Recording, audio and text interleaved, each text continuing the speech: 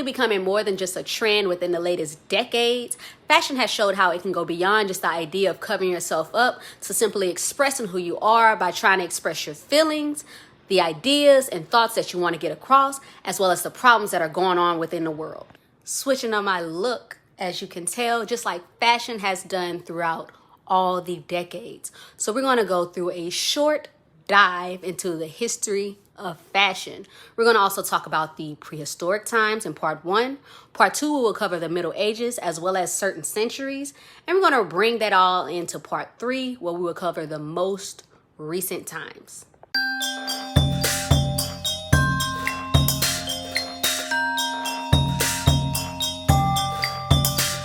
The Sumerians were the first to set themselves apart by wearing kanakes that were worn by both men and women. These were basically skirts and dresses that the women were woven together while the men would actually dye them. They would also focus on the hierarchy by making your skirts longer to reflect your status. They would also drape the rectangular items to lay across the body. These clothing items would also be transformed into many different items within the Greek and Egyptian culture.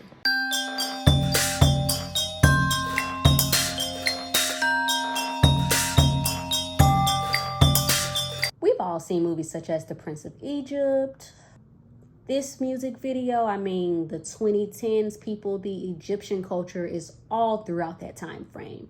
Just like the Sumerians, they would use the hierarchy status to reflect in their clothing by using dresses as well as skirts.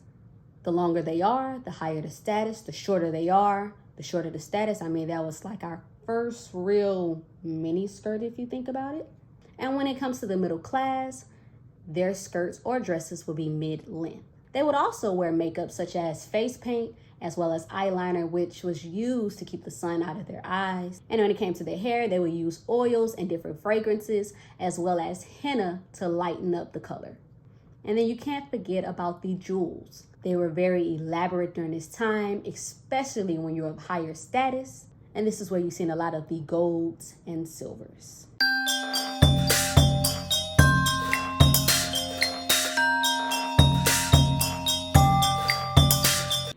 Broken down into 4 main periods, the Greeks knew exactly how to throw a party and express themselves, with their last period, known as the Classical Era, being the most popular. We would find a lot of clothing that we find today, just named a little different. For example, they would wear strophions, which are basically modern day bras, perizomas, which are basically modern day underwear for men and women, chatons and chlamys. These were basically smaller tunics and cloaks, and himadions, which are basically larger and longer cloaks and capes. They specifically still use the formula of draping. The only difference is they would use pins and buttons to tie it all together, where the Egyptians would specifically just tie it as a knot. This concept would actually allow them to use the same cloth multiple times to get multiple different looks, especially because during this times, it was a little harder to get the linens.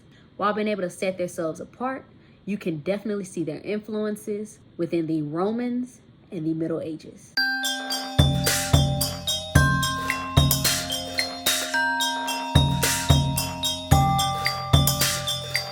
Using materials such as wool, linen, and silk, the Romans chose to go for a more simpler look. A lot of their clothing wasn't dyed unless you were of the higher status, using sea snails, which gave the Tyrian purple look, which represented royalty.